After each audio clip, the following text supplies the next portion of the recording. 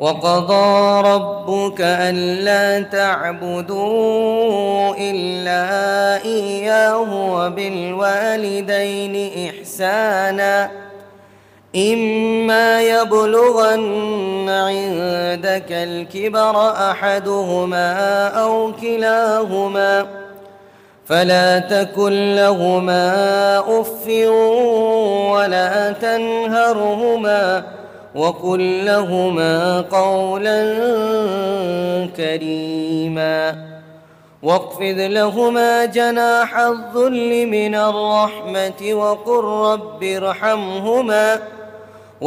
رب ارحمهما كما ربياني صغيرا. صدق الله المولانا العظيم وصدق رسوله النبي الكريم ونحن على ذلك لمن الشاهدين والشاكرين والحمد لله رب العالمين. حضرت محترم سامعین اکرام، میرے بڑے بزرگوں، نوجوان ساتھیوں اور گھروں میں بیٹھی ہوئی پردہ نشین اسلام کے شہزادیوں اور مسلمانوں کی پیاری ماں اور بہنوں، آج ہر آدمی کو ہر کسی سے شکایت ہے.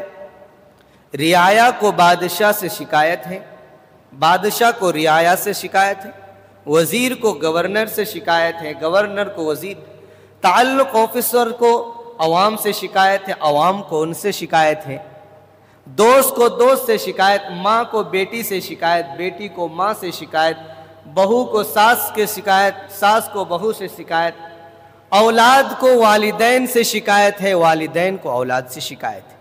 یعنی ہر آدمی ایک دوسری کی برائیوں کو بیان کرنے میں لگا ہے، اپنی کمی کو ہر آدمی بھلا بیٹھا ہے. ہر آدمی یہ سوچتا ہے کہ سامنے والے کی کمی ہے، چاہے ہمارے اندر کتنا ہی کمیاں ہو، چاہے ہمارے اندر کتنا ہی برائیاں ہو، اس کو ہم بھلا بیٹھے ہیں. بس سامنے والے کی غلطی، سامنے والے کی کمی ہمیں نظر آتی ہے. اور اسی لیے آج دنیا کے اندر فتن و فساد ہے، اسی لیے آج دنیا کے اندر بگاڑ ہے، کیونکہ آدمی خود کو غلط ٹھہرانا پسند نہیں کرتا. خود کے اندر جو عیب ہے اس عیب کو آدمی دیکھنا پسند نہیں کرتا، صرف یہ سوچتا ہے کہ بس سامنے والا غلط ہو، میں تو صحیح ہوں، میں تو دودھ کا دھلایا ہوں. بلکہ دنیا میں کوئی بھی دودھ کا دھلایا ہوا نہیں ہے، ہر آدمی خطاوار ہے، ہر آدمی غلطی کرنے والا ہے. اگر جو انسان ہو اور وہ غلطی نہ کرے، ان سے خطائیں سرزد نہ ہو، ان سے غلطیاں سرزد نہ ہو، تو وہ انسان نہیں ہے، چاہے تو وہ جنات ہے یا تو پھر فرشتہ ہے. بھئی یہ دو ہی ہو سکتا ہے، انسان ہے تو غلطی ہے، انسان ہے اور یہ کہے کہ ہم سے غلطی نہیں ہو سکتی، وہ انسان ہی نہیں ہو سکتا ہے. یا تو شیاطین ہوں گے یا تو پھر اللہ کے نورانی مخلوق فرشتے ہوں گے. بھئی انسان سے غلطی ہونا کوئی عیب کی بات نہیں ہے، لیکن اس غلطی پر ڈٹے رہنا یہ عیب کی بات ہے. کیونکہ اللہ کے چہیتے پیغمبر، جس سے دنیا کے اندر انسانوں کا وجود بخشا، جس کی نسل سے ہم سب پیدا ہوئے ہیں، ہمارے جد امجد، ہمارے دادا، ہمارے باپ حضرت آدم علیہ نبینا علیہ السلام سے غلطی ہوئی، لیکن غلطیوں پر ڈٹا نہیں رہا، غلطیوں سے توبہ کیا، استغفار کیا اور اپنے غلطیوں کا اقرار کیا کہ رب مجھ سے غلطی ہو گئی ہے، مجھ سے خطائیں سرزد ہو گئی ہیں، یا اللہ تو ہی تو معاف کرنے والا ہے، تیرے سوا کون ہے جو اس دنیا میں ہماری غلطیوں کو معاف کر سکتا ہے، جو اس دنیا میں ہماری غلطیوں پر پردہ پوشی کرتا ہے.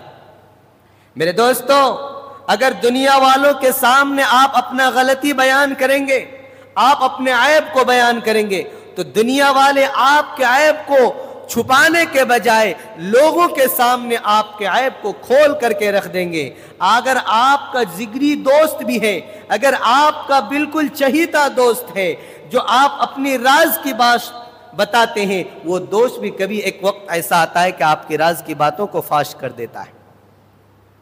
لیکن اللہ فرماتا ہے کہ میں ستار ہوں، میں غفار ہوں، میں رحیم ہوں، میں کریم ہوں. میرے بندے چاہے جتنے ہی غلطیاں کر دے، میں ان کی غلطیوں پر پردہ ڈالتا رہتا ہوں، پردہ ڈالتا رہتا ہوں. میرے دوستو، یہ ہمارے نبی کا صدقہ ہے.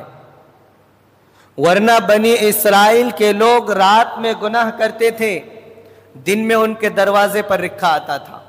صبح کو گناہ کرتے تھے، رات میں ان کے دروازے پر لکھا آتا تھا کہ فنا شخص نے آج زنا کیا، فنا شخص نے آج چوری کی، فنا نے آج شراب پی. جو غلطیاں وہ کرتے تھے ان کے دروازے پر لکھا آ جاتا تھا، ان کی رسوائی ہوتی تھی.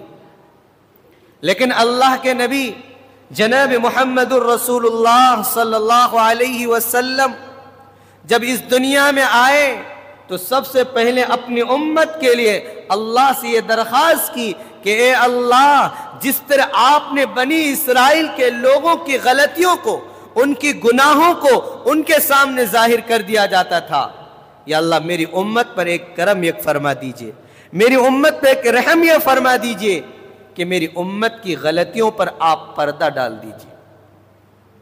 قیامت میں حشر کے میدان میں جو ہوگا وہ سو ہوگا، لیکن اللہ دنیا میں لوگوں کے سامنے میری امت کو رسوا نہ کرنا، ذلیل نہ کرنا. آج اسی دعا کی بدولت ہم سب بچے ہوئے ہیں، ورنہ ہماری گناہیں، ہماری غلطیاں ایسی ہیں کہ ہم گھر سے باہر نکلنا ہمارے لیے مشکل ہو جاتا، لوگوں کے سامنے ملنا جلنا ہمارے لیے دشوار ہو جاتا، کیونکہ ہم نے پوشیدے میں ایسی ایسی غلطیاں ہم سے سرزد ہوتی ہیں، ایسی ایسی گناہیں ہم کر لیتے ہیں کہ لوگوں کو، رشتہ داروں کو منہ دکھانے کے لائق نہیں رہتے ہم. اگر بنی اسرائیل کی طرح اللہ ہماری بھی غلطیوں کو لوگوں کے سامنے پیش کر دیتا.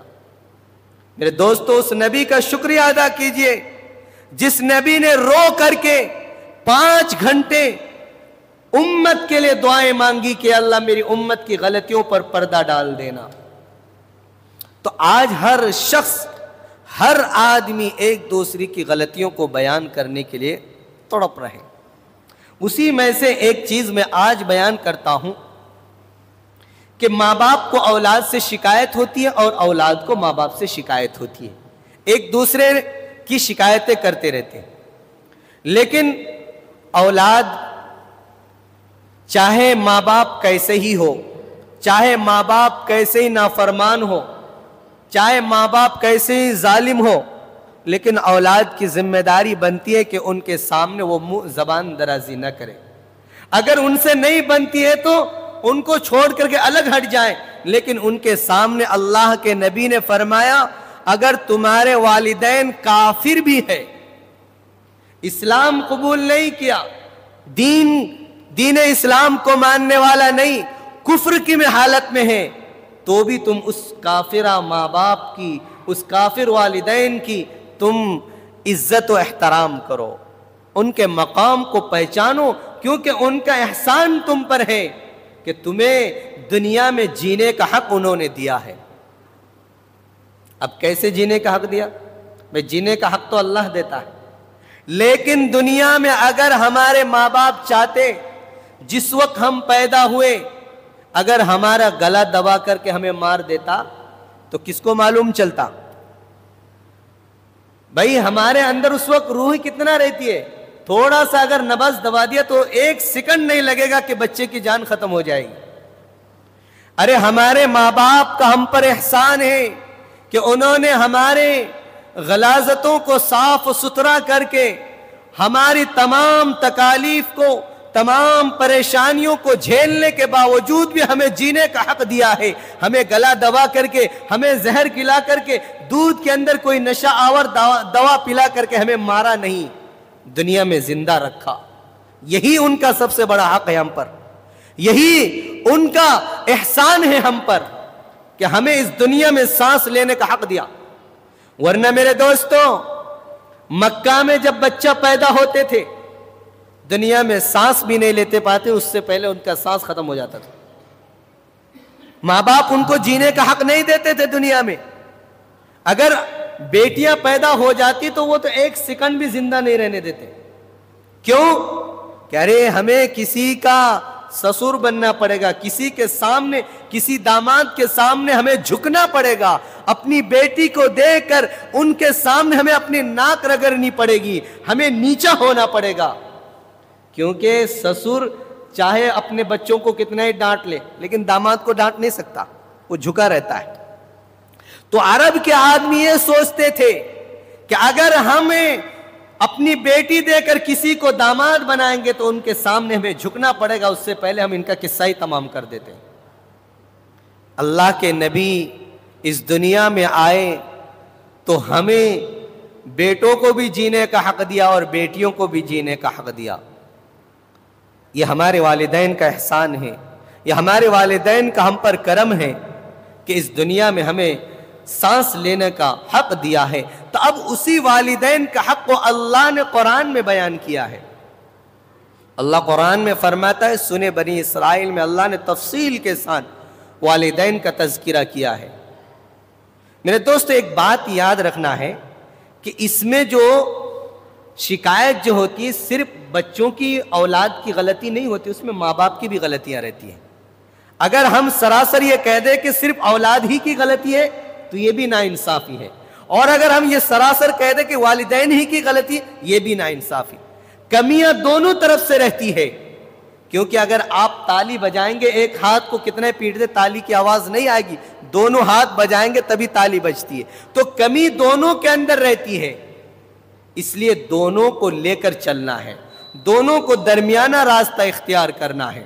ماں کو بھی، باپ کو بھی اور اولاد کو بھی اپنے اولاد کے حق میں نرم بنانا ہے. والدین کے لیے چاہیے کہ اپنے بچوں کو دوست بنائیں. اگر آپ اپنے بچوں کو دوست بنائیں کہ دنیا کی غلیظ دوستوں سے وہ بچے رہیں گے. اگر آپ اپنے بچوں کو دور رکھیں گے اپنے سے تو دنیا کے اوباش لڑکے ان کو اپنا دوست بنا لیں گے، پھر تمہارے بچے تمہارے ہاتھ سے نکل جائیں گے. اگر ان کو قریب کرنا بھی چاہو گے تو بہت مشکل ہو جائے گا. اس لیے اللہ کے نبی نے فرمایا کہ جس طرح تم اپنے دل کی باتیں اپنے دوستوں سے شیئر کرتے ہو تو دوستوں کے بجائے اپنی اولاد سے اپنے دل کی باتیں شیئر کیا کرو. اپنے اولاد سے تھوڑی سی ہنسی مذاق کیا کرو. اپنے اولاد کو اپنے سامنے بٹھا کر ایک دسترخوان پر کھانا کھاؤ. اپنے اولاد کو کبھی کبھی اٹھا کر کے دو.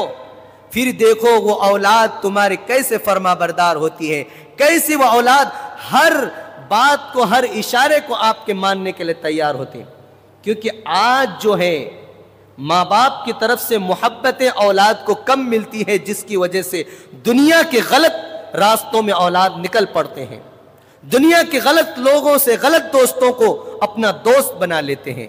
اس لیے میرے پیارے ماں باپوں، آپ اپنے اولاد کو اپنا دوست بناؤ، اپنے اولاد کو سدھارو، اپنی دل کی باتیں ان سے شیئر کرو، تھوڑی سی ہنسی مذاق ان سے کرو تاکہ وہ دنیا کے غلط دوستوں کو چھوڑ کر آپ کے سامنے، آپ کے ساتھ بیٹھنا پسند کرے. اور اولاد کو بھی چاہیے کہ ماں باپ کے سامنے ہمیشہ ان کی اطاعت کرے، فرما برداری کرے، ان کے ہر حکم کو ماننے کے لیے تیار رہیں. اور یہ بات میری نہیں ہے، قرآن اور حدیث کی بات ہے. اللہ قرآن میں فرماتا ہے وَقَضَى رَبُّكَ أَلَّا تَعْبُدُوا إِلَّا إِيَّاهُ وَبِالْوَالِدَيْنِ إِحْسَانًا إِمَّا يَبْلُغَنَّ عِندَكَ الْكِبَرَ أَحَدُهُمَا أَوْ كِلَاهُمَا فَلَا تَكُنْ لَهُمَا أُفٍّ وَلَا تَنْهَرْهُمَا وَقُلْ لَهُمَا قَوْلًا كَرِيمًا. اللہ اپنے کلام پاک میں ارشاد فرماتا ہے، اللہ نے اپنے عبادت کے ساتھ ساتھ اپنے والدین کی فرما برداری کو، اپنے والدین کی اطاعت کو لازم قرار دیا ہے. فرما دیا وَقَضَى رَبُّكَ أَلَّا تَعْبُدُوا إِلَّا إِيَّاهُ وبالوالدین احسانا۔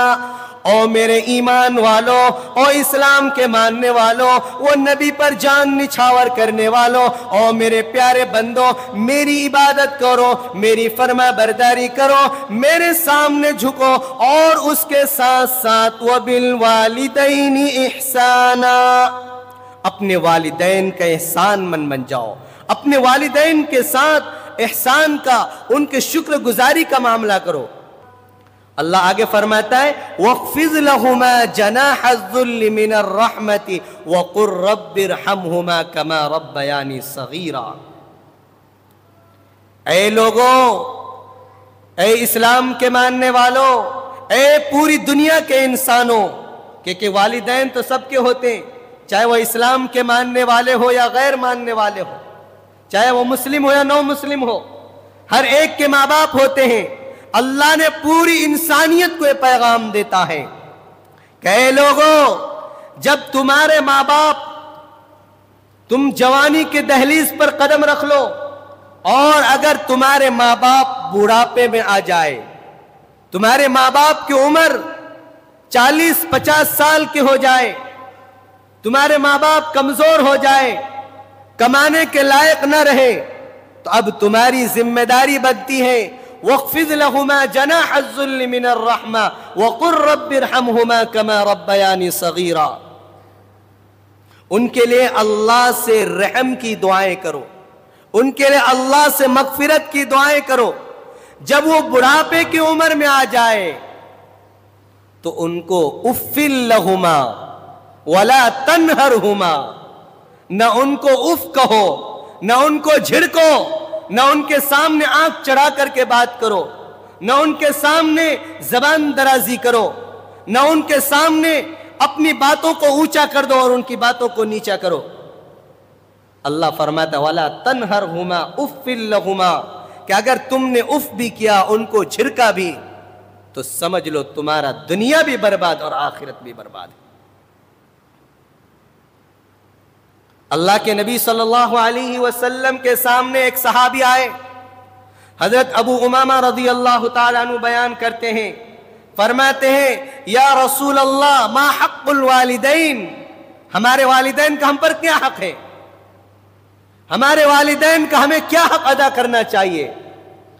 فرمایا ہما جنتک وما نارک، وہی تمہارے لیے جنت بھی ہے اور وہی تمہارے لیے جہنم بھی ہے۔ اگر تم ان کی اطاعت کر لوگے، ان کی فرما برداری کر لوگے، ان کے سامنے اپنی باتوں کو پیچھے رکھو گے، ان کی باتوں کو آگے رکھو گے، اگر ان کا دل جب تک وہ حیات سے رہا، اور اگر وفات ان کی اس حال میں ہوا کہ تمہارے ماں باپ تم سے راضی تھے، تو قسم اللہ کی قرآن فرماتا ہے کہ تمہارے والدین کی رضامندی کے طور پر اللہ تمہیں جنت عطا کریں گے۔ لیکن والدین کو بھی چاہیے کہ بچے پر ایسی زیادتی نہ کرے، بچے پر ایسا ظلم نہ کرے، بچے کو ایسا فرما بردار سے نافرمان نہ بنائے کہ وہ آپ کے سننے کے بجائے پھر غیروں کا سننے والا بن جائے۔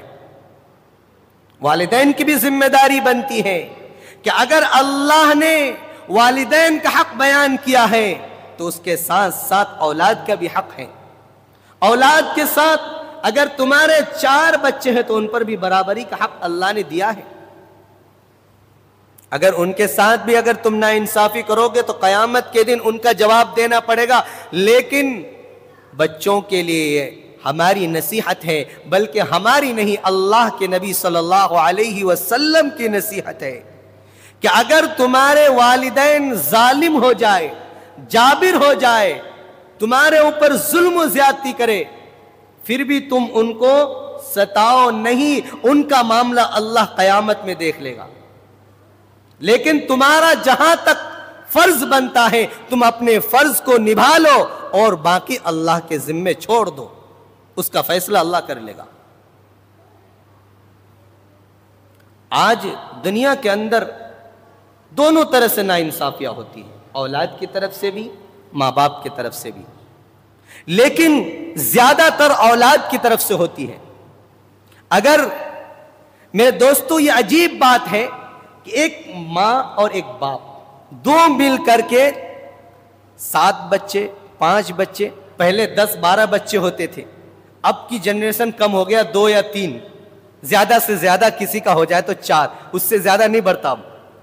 تو ایک ماں باپ مل کر کے اپنی دونوں ساری اولادوں کی پرورش کر لیتے ہیں، ان کی جوانی تک، بچپن سے لے کر جوانی تک ان کی پرورش کرتے ہیں، لیکن 4 یا 5 بیٹے مل کر کے 2 ماں باپ کو نہیں کھلا پاتے۔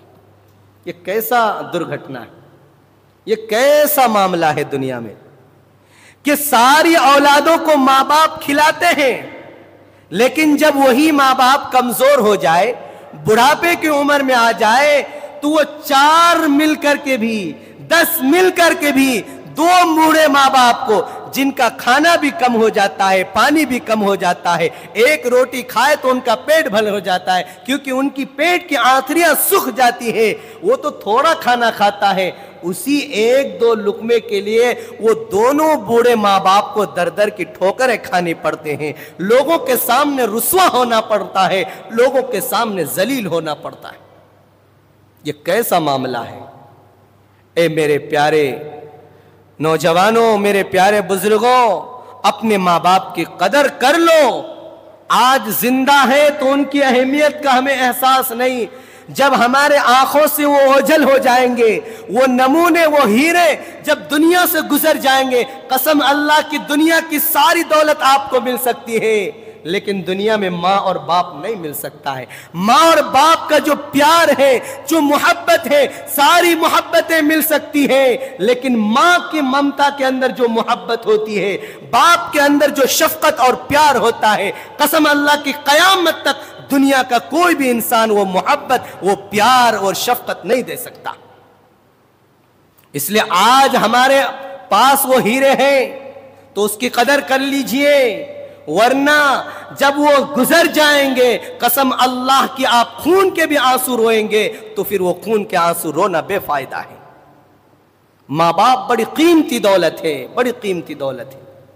چاہے ہمارے ماں باپ کتنے ہی ظالم ہو جائے، لیکن اگر ہمیں ذرا سی بھی تکلیف ہوتی ہے تو وہ ماں بھی تڑپنے لگتے ہیں، باپ بھی تڑپنے لگتا ہے کہ میرے بچے کو تکلیف پہنچ گئی، میرے بچے کے اندر پریشانی آ گئی۔ چاہے ہمارے ماں باپ سے ہم کتنے دشمنیاں کر لیں، ہم کتنے الگ ہو جائے، لیکن ماں روز رات میں اپنے تمام اولادوں کو یاد کر کے سوتی ہے۔ چاہے ہم اپنے ماں باپ کو اولاد کریں یا نہ کریں، چاہے ہم اپنے ماں باپ کو پوچھیں یا نہ پوچھیں، روز ماں اس وقت تک نہیں سوتی ہے جب تک اپنے اولادوں کو اپنے دل میں یاد نہ کر لیتی ہے۔ چاہے بچے کتنے بوڑھے ہو جائے، لیکن ماں باپ کے سامنے وہ بچے ہی ہوتے ہیں۔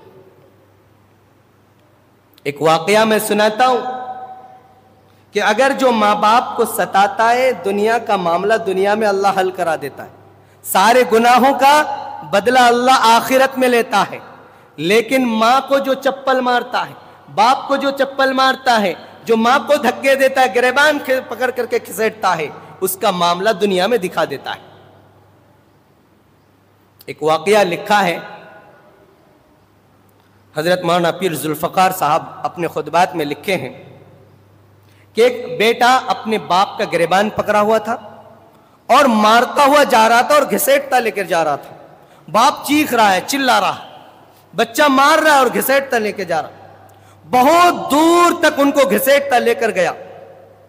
ایک درخت آیا، ایک درخت کے بعد جب وہ مار رہا تھا اپنے باپ کو، تو اس کے باپ نے کہا بیٹا اب بس کر دو، اب مجھے مت مارو، اب مت مارو۔ تو بیٹے نے پوچھا اب کیوں نہ ماروں، مجھے اور مارنا ہے تمہیں؟ کہا میں بھی اپنے باپ کو مارتا ہوا گھسیٹتا ہوا اسی درخت کے پاس لایا تھا، بس اب بس کر دو، میں نے دنیا کا سزا دنیا میں بھگت لیا۔ تو میرے دوستو یہ ایسا معاملہ ہوتا ہے کہ اگر ہم اپنے والدین کو دنیا کے اندر ستائیں گے تو ہمارے بچے ہمارے پیچھے ہمیں ڈنڈا لے کے کھڑے ہو جائیں گے۔ اللہ کے نبی صلی اللہ علیہ وسلم نے فرمایا کہ اے لوگوں ان کی قدر کر لو۔ اور جب ماں باپ ایک ایسی چیز ہوتی ہے کہ اولاد بھی ماں باپ کے لیے تڑپتے ہیں، بچے بھی ماں باپ کے لیے تڑپتے ہیں۔ اللہ کے نبی صلی اللہ علیہ وسلم نے فرمایا کہ ماں باپ اور بچے کا رشتہ اللہ نے ایسا بنایا ہے کہ دنیا کے اندر کوئی بھی رشتہ ایسا نہیں ہے. دنیا کے ہر رشتے ٹوٹتے ہیں، ماں باپ کا رشتہ بھی ٹوٹ کے جڑا رہتا ہے، یہ کبھی الگ نہیں ہوتے. اس لیے اس کی جتنی بھی خدمت کی جائے، جتنی بھی ان کی قدر کی جائے اتنا ہی کم ہے. اور اللہ کے نبی صلی اللہ علیہ وسلم تو اپنے والدین کے لیے ہمیشہ تڑپتے تھے. 52 سال 53 سال 50 پہ 3 سال کی عمر میں اللہ کے نبی اپنے ماں باپ کے لیے تڑپتے تھے کہ اللہ کاش کہ میری ماں زندہ رہتی تو مجھے بلاتا، یا محمد اگر میں عشاء کی نماز بھی پڑھاتا تو میں اپنی ماں کی آواز کو سن کر نماز توڑ دیتا اور اپنی ماں کی بات کو سنتا، پھر آ کر کے تمہیں نماز پڑھاتا. اور کس کے سامنے کہہ رہے؟ صحابہ کے سامنے کہ اے میرے صحابہ، میری عمر 50 کو 3 سال ہے، 53 سال کی عمر ہے، لیکن مجھے ابھی ماں کی یاد آ رہی ہے، عشاء کی نماز پڑھانے کے لیے آیا ہوں. اگر میری ماں گھر میں زندہ رہتی، مجھے آواز دیتی، یا محمد، اے میرے بیٹے محمد میرے پاس آ، میں تمہیں نماز کے لیے نیت باندھ دیا ہوتا، رکعتیں بھی تمہاری کیا ہوتا، لیکن میرے کانوں میں میری ماں کی آواز پڑتی، قسم اللہ کی اے میرے صحابہ میں نماز کو توڑ دیتا، بعض میں آ کر تمہاری نماز کو مکمل کراتا، پہلے جا کر میں اپنی ماں کی بات کو سن کر کے آتا. اللہ نے ماں کو بڑا درد دیا ہے. ہم ایسے ہی پیدا نہیں ہوئے، ماں نے بڑا تکالیف کو برداشت کیا ہے. اس ماں سے پوچھئے جو 9 مہینے اپنے بچوں کو پیٹ میں رکھتی ہے، جب 7 مہینے کی 6 مہینے کے بچہ ہو جاتا ہے پیٹ میں تو ماں کو چلنا بھی مشکل ہوتا ہے، بیٹھنا بھی مشکل ہوتا ہے، کھانا پینا بھی مشکل ہوتا ہے. جب بچہ 3 مہینے کا پیٹ میں آتا ہے تو ماں کا کھانا پینا حرام ہو جاتا ہے. ذرا کھائے تو الٹیاں آتی ہیں، ذرا کھائے تو ان کی پریشانیاں بڑھ جاتی ہیں، سر میں چکر آنے لگتا ہے. تو 9 مہینے اسی تکلیفوں کو، اسی درد کو برداشت کر کے پیٹ میں ماں نے رکھا. جب ہمیں 9 مہینے کے بعد اس دنیا میں جنم دیا تو پھر ہمارے خون، پیشاب، ہمارے پاخانہ، ساری غلاظتوں کو ماں صاف کر کے ہمیں دنیا کے اندر جینے کا حق دیا ہے. تو اب ہمارا کیا حق بنتا ہے کہ اس ماں باپ کی ہم قدر نہ کریں؟ وہ ماں باپ جو بوڑھے ہو جائیں، ان کی نظریں کمزور ہو جائیں، دیکھنے کے قابل نہ رہے، تو اب بیٹے کی ذمہ داری بنتی ہے کہ جس طرح ماں اور باپ ہماری انگلیاں پکڑ کر کے ہمیں چلنا سکھایا، ہمیں جینے کا طریقہ بتایا، ہمیں چلنے کا طریقہ بتایا، ہمیں کھانا نہیں آتا تھا، ماں اپنے منہ میں چبا چبا کر کے ہمیں کھانا کھلانا سکھایا، ہمیں کھانا سکھایا، ہمیں ساری چیزیں سکھایا. ہمیں جب بولنا نہیں آتا، ہماری زبان توتلی ہو رہی تھی، ہم بول نہیں پاتے، تو وہ ماں ہماری زبان میں بول کر کے ہمیں بولنا سکھایا. جب وہی باپ، وہی ماں بڑھاپے پہ آ جائے، ان کی نظر کمزور ہو جائے، تو ہم اس باپ کو کیا جواب دیتے ہیں؟ بیانات قاری حنیف ایک کتاب ہے، اس میں لکھا ہے ایک واقعہ کہ ایک بچہ جب چھوٹا ہوتا ہے تو اپنے باپ سے بار بار سوال کرتا ہے کہ ابا یہ کیا چیز ہے، کیا چیز ہے. ایک واقعہ انہوں نے لکھا ہے کہ ایک مرتبہ گھر کے دوسرے دروازے پر، دوسرے دیوار پر ایک کوا بیٹھا ہوا تھا.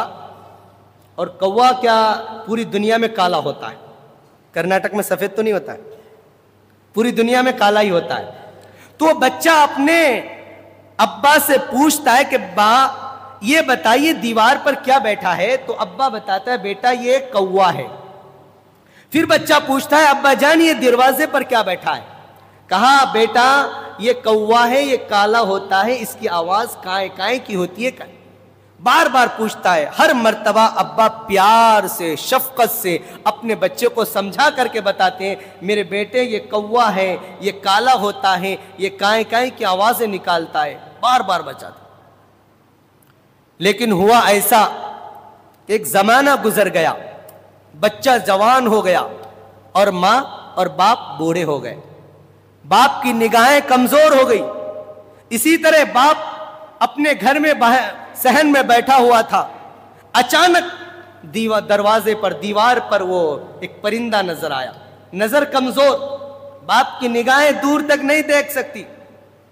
اپنے بیٹے کو بلایا کہ بیٹا ادھر آ, یہ بتائیے دیوار پر کیا بیٹھا ہوا ہے؟ تو بیٹا نے ایک مرتبہ کہا ابا جان یہ دیوار پر جو بیٹھا یہ کوا ہے. باپ کو سمجھ میں نہیں آیا. پھر دوبارہ بلایا کہ بیٹا یہ بتاؤ یہ دیوار پر کیا بیٹھا ہے؟ تو دوسری مرتبہ بھی فرمایا کہ ابا یہ کوا ہے, کالا ہوتا ہے, کیا تمہیں دکھ نہیں رہا؟ دوسری مرتبہ بھی تھوڑا نرمی سے بتایا. جب تیسری مرتبہ بچے کو آواز دی کہ میرے بیٹے یہ بتا دیوار پر کیا بیٹھا ہے, تو اب بچے کا لہجہ دیکھے, اب بیٹے کا لہجہ دیکھے. کہا او خسٹ بڈھا, تیرے آنکھ اندھا ہو گئے, تجھے سوچتا نہیں ہے کوا بیٹھا ہے کالا ہوتا ہے؟ بار بار کیا مجھے ڈسٹرب کر رہا ہے, مجھے پریشانیاں کر رہا ہے؟ ارے بار بار میں کام کر رہا ہوں, مجھے کام کرنے دے, بار بار ایک کوے کے لیے مجھے بلا رہا ہے کہ یہ کیا ہے کیا ہے کیا ہے. تو باپ کو وہ بات یاد آ گئی جو بچپن میں اپنے بچوں کو بلایا تھا. باپ کے آنکھوں سے آنسو جاری ہو گئے, رونا شروع کیا. تو بیٹا پوچھتا ہے ابا جان آپ رو کیوں رہے؟ کہا بیٹا رو نہیں تو کیا کروں, ایک زمانہ تھا جب تو بچہ تھا, تیری نگاہیں کام کرتی تھی لیکن تیری پہچانت نہیں تھی. تو بار بار مجھے پوچھ رہا تھا کہ دیوار پر کیا بیٹھا ہے, تو میں تمہیں بار بار سمجھا رہا تھا کہ میرے پیارے بیٹے, میرے لخت جگر, میرے نور نظر, یہ کوا ہے, یہ کالا ہوتا ہے, یہ کائیں کائیں کی آواز نکالتا ہے. تو میں تمہیں بار بار پیار سے سمجھاتا تھا, لیکن آج میں تیسری مرتبہ تمہیں کیا آواز دے دی, تو مجھے بڈھا کہا, خسٹ کہا, اندھا کہا, نابینا کہا. جو تیرے منہ میں آیا ساری چیزیں تو نے میرے پاس بول دیا, ساری حدیں تو نے پار کر دیا. کاش کہ بیٹا تو اس وقت کے زمانے کو یاد کر لیتا تو آج یہ بات تم مجھے نہ کہتا. اس لیے میرے پیارے نوجوانوں, میرے بزرگوں, اگر آپ کے والدین آپ کے پاس موجود ہے تو ان کی قدر کیجئے, ان کی نگرانی کیجئے, ان کی دیکھ بھال کیجئے. کیونکہ اللہ کے نبی صلی اللہ علیہ وسلم نے فرمایا ہما جنتو کا ونارو کا, وہی تمہاری جنت بھی وہی تمہاری جہنم بھی ہے. اور اسی ماں باپ پر ایک خوبصورت واقعہ, اللہ کے نبی صلی اللہ علیہ وسلم تو کریم تھے, رحیم تھے, بہت زیادہ رحم کرنے والا, بہت زیادہ شفقت کرنے والا اللہ کے نبی صلی اللہ علیہ وسلم تھے. مکۃ المکرمہ کے اندر ایک یتیم بچہ تھا جس کا باپ نہیں تھا, ماں تھی, اور اس کا چاچا تھا, لیکن ایمان والا نہیں تھا, کافر تھا, مشرک تھا, اللہ کے نبی کو ماننے والے نہیں تھے. اب یتیم بچہ ہوتا ہے تو یتیمی کی جو کپڑے ہوتے ہیں وہ پرانے ہوتے ہیں, پھٹے ہوتے ہیں, اور جو بیوہ عورت ہوتی ہے اس کو کوئی دیکھ بھال کرنے والا نہیں ہوتا ہے, اس کے پاس ساری چیزوں کی کمیاں ہوتی ہیں. تو ایک دن جب بچہ 8 سال کا ہوا تو بچے نے اپنے ماں سے سوال کیا امی جان آپ روزانہ کیوں یہ پرانے چادر کو لپیٹتی ہے, کیا آپ کے پاس دوسرا چادر نہیں ہے, دوسرا کپڑا نہیں ہے؟ آپ روزانہ کہیں جاتی ہے پرانے کپڑے میں جاتی ہے, کوئی نیا کپڑا پہن لیجئے. تو بچے نے, ماں نے بیٹے سے کہا بیٹا اب تو بڑا ہو گیا, تو مجھ سے سوال کر رہا ہے تو سن لے میں بیوہ ہوں, بیواؤں کے سروں پر ہاتھ رکھنے والا کوئی نہیں ہوتا. اور اس وقت کے زمانے میں تو بیواؤں کو منحوس کیا سمجھا جاتا تھا. بیوہ کو یہ سمجھا جاتا کہ اگر شوہر مرے تو شوہر کے ساتھ ساتھ بیوہ بھی دفن ہو جائے زندہ, ان کو جینے کا حق نہیں دیا جاتا تھا, دنیا میں رہنے کا کوئی حق نہیں تھا. اللہ کے نبی آئے تو بیواؤں کو شادی کر کے, بیواؤں کا رشتہ جوڑ کر کے ان کو جینے کا حق دیا ہے, ان کو چلنے کا حق دیا ہے. تو فرمایا کہ بیٹا تیرے ابا نہیں, ہم یتیم ہیں, میں بیوہ ہوں, تو یتیم ہے, ہمیں کوئی کپڑا لا کر دینے والا نہیں. کیا میں تیرے کھانے میں پینے میں کوئی کمی کیا, کوئی تمہارے اندر کمی رکھا؟ کہا کہ نہیں امی جان آپ تو میری ساری ضرورتیں پورا, لیکن مجھے یہ اچھا نہیں لگتا ہے کہ آپ پرانے چادر پہنے, ہماری ابا کی کوئی زمین و جائیداد نہیں ہے. کہا تمہاری ابا کی بہت ساری پراپرٹی ہے, لیکن ساری پراپرٹی کو, ساری زمین کو تیرے چچا نے ہڑپ کر لیا ہے. تو اس بچے نے کہا کہ میں جاتا ہوں اپنے چاچا کے پاس، ان سے زمین نہیں مانگوں گا، کوئی پراپرٹی میں حصہ نہیں، صرف آپ کے لیے ایک چادر مانگ کے آؤں گا، آپ کے لیے ایک نئی چادر لے کر آؤں گا، کیونکہ آپ کہیں جاتی ہے تو صرف پرانے چادر مل جاتی ہے، مجھے یہ اچھا نہیں لگتا ہے۔ چنانچہ وہ یتیم بچہ اپنے چچا کے پاس پہنچتے ہیں اور فرماتے ہیں کہ چچا جان، میں آپ کے پاس، یا عمی، میں آپ کے، کیونکہ عربی میں چچا کو ام کہتے ہیں، ام کے معنی آتا ہے چچا، یا امی، اے میرے چچا جان، میں آپ کے پاس ابا کی زمین مانگنے کے لیے نہیں آیا، ابا کی پراپرٹی میں حصہ لینے کے لیے نہیں آیا، میں صرف اتنا چاہتا ہوں کہ آپ میری ماں کے لیے ایک چادر دے دیجئے۔ چچا کا غصہ ایسا بھڑکا کہ بھتیجوں کو اتنا مارا کہ پورا جسم لہو لہان ہوا۔ قریب میں ایک پتھر رکھا تھا، پتھر اٹھا کے جو مارنا چاہا، بھتیجا جو بھاگا، اٹھا کر کھینکا تو سر پہ لا کر لگا پتھر، آ کر کے سر خون سے فوارے خون نکلنے لگے، سر پھٹ گیا، سر سے خون نکلنا چل، روتا ہوا چیختا ہوا، اے لوگوں مجھے میرے چچا کے ظلم و زیادتی سے بچاؤ۔ روتا ہوا بھاگتا ہوا وہ آیا تو لوگوں نے پوچھا، بچے تمہیں کس نے مارا؟ کہا کہ میرے چچا نے مجھے یہ تکلیف دی ہے، میرے چچا نے مارا، صرف ایک چادر کے لیے، میں اپنی امی کے چادر کے لیے مانگنے کے لیے گیا۔ کہا کہ اس مکہ میں یتیموں کو کوئی دینے والا نہیں، یتیموں کے سروں پر اس پورے مکہ المکرمہ میں، پورے جزیرے میں کوئی نگرانی کرنے والا نہیں، لیکن اے میرے بچے، اس آدمی نے کہا اگر تجھے اپنی امی کے لیے چادر چاہیے تو میں ایک نام بتاتا ہوں، ایک پتہ دیتا ہوں، تم وہاں چلے جاؤ، شاید تمہاری امی کے لیے وہ چادر وہاں سے مل جائے، اور میں جانتا ہوں کہ جو بھی وہاں جاتا ہے خالی ہاتھ کبھی نہیں آتا ہے۔ کہا کہ کعبے کے پاس چلے جاؤ، کعبے کے دیوار کے پاس ایک شخص ملے گا محمد بن عبداللہ کے نام سے، ان کے پاس چلے جاؤ اور اپنی امی کے لیے چادر مانگ لینا، تمہیں چادر مل جائے گا۔ سبحان اللہ میرے دوستو، لوگوں کے دلوں کے اندر یہ محسوس ہو رہا تھا کہ اگر محمد بن عبداللہ کے پاس اگر کوئی کافر بھی آئے تو وہ بھی خالی ہاتھ نہیں جاتا۔ چنانچہ وہ بچہ روتا ہوا بلکتا ہوا پہلے گھر گیا، اپنی امی کے پاس آیا، کہا کہ میری چچا نے میری بہت پٹائی کی، خون نکلا، چچا تو امی نے کہا کہ میرے بچے، میں نے تمہیں پہلے ہی منع کیا کہ مت جاؤ، تمہیں ماریں گے، تمہیں پیٹیں گے، تو کیوں گیا؟ چنانچہ امی خون صاف کرتی ہے، پٹی لگاتی ہے، مرہم لگاتی ہے، اس کے بعد جب صاف ستھرا ہو جاتا ہے تو بچہ کہتا ہے کہ امی جان مجھے پھر جانا ہے آپ کے لیے چادر لانے کے لیے۔ تو امی کہا کہ نہیں بیٹا، ابھی تو مار کھا کے آیا۔ کہا کہ نہیں مجھے جانا ہے۔ تو امی نے پوچھا کس کے پاس جانا؟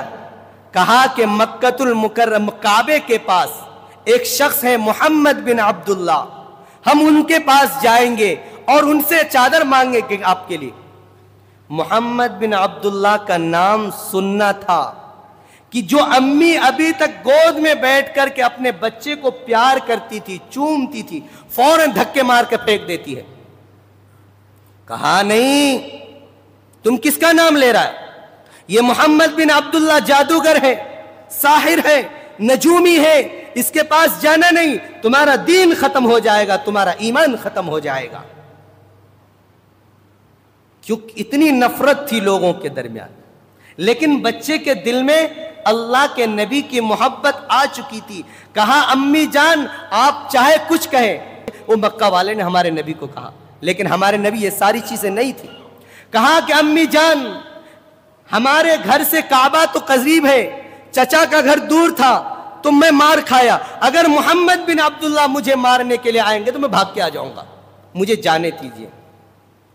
تو وہ بچہ اللہ کے نبی صلی اللہ علیہ وسلم کے پاس جانے لگے۔ اس واقعے کو میں یہاں اینڈ کرتا ہوں، انشاءاللہ آئندہ جمعہ